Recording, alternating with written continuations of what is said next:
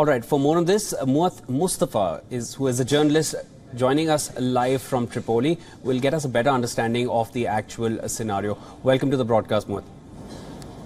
Thank you. Mustafa, first of all, my condolences to you and all those who have been affected by the floods. These are extremely distressing visuals that we're getting here in the newsroom, and of course everyone around the world is definitely shocked and in pain seeing these kind of visuals. The last known death toll stood at over 5,000, and there are 10,000 people who are still missing. What kind of human loss are we sort of estimating here? Yeah, it's a disaster what happened actually in the eastern side of the country, especially in Derna. More than 5,400 bodies have been buried yesterday, according to the government in the east. More than 10,000 missing until now. Actually, local authorities say that the situation has gone beyond control.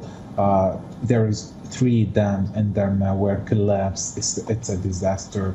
The Minister of Civil Aviation says bodies are lying everywhere in the valleys, in the sea, under the building.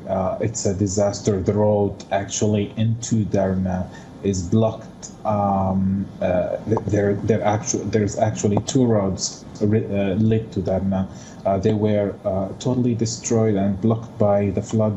So the bodies are. It's difficult even to bury the bodies there. Around almost 25% of the city has been disappeared. According to the Red Cross, as I told you, the number is more than 10,000 until now missing. I'm not talking about just the deaths, and the missing people are almost deaths. Really sorry to hear that. Mustafa, you spoke about the bodies. There have been images of bodies lined up outside hospitals with relatives trying to identify their loved ones. It's extremely distressing, of course. How long do you feel it will take for affected areas to recover from this? And what kind of humanitarian crisis are we looking at?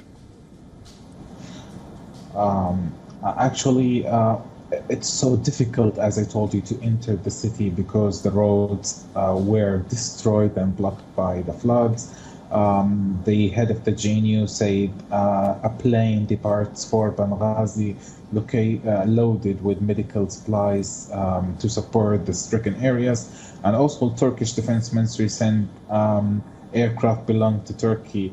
They say they will support and send teams to Derna to help, and also Qatar and many other countries.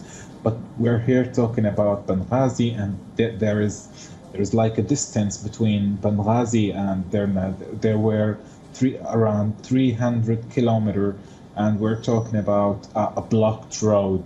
So it will be even difficult. And they are now using helicopters to take the bodies from the sea and from the places to bury them, because the roads are blocked. Mustafa, now you spoke about how it's difficult to even enter the city. Talk to us about the rescue operations which have been going on and the help which is pouring in from other European nations. How much will these rescue operations, how long will these rescue operations need to go on, and what kind of help are they offering? How are they entering the city, if you can elaborate on that? Yeah, they're entering the city. There was actually, as I told you, 2 roads lead to Derna. One of them is totally blocked. The other one, it's so difficult to enter from that road, but they are using it. The other way that they're entering the city is by using helicopters, as I told you. So they are taking foods to the families that are still living there until now, because there it's like a disaster. Actually, it's a disaster. Mustafa, I'd like to just ask you one more question. A lot of questions have been raised on the infrastructure failure, at least around the dam. Of course, there has been violence for over a decade in the region. Now, it's mostly around Libya. How much do you feel that impacted the infrastructure in the region? How much do you feel the infrastructure was to blame for what has now happened and what we're seeing?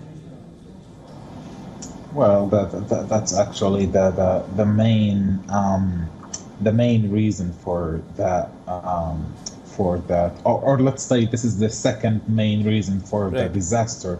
we're talking about the first main reason is that before this storm happens, the authorities there in Darna prevent people to get out from their home, and they told them to stay at home. So the reason of what happened is the authorities there in the east. I'm talking about the eastern authorities.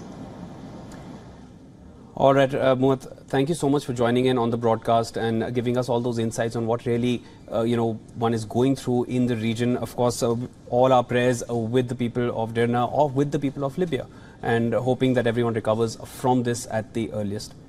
Thank you so much for joining in.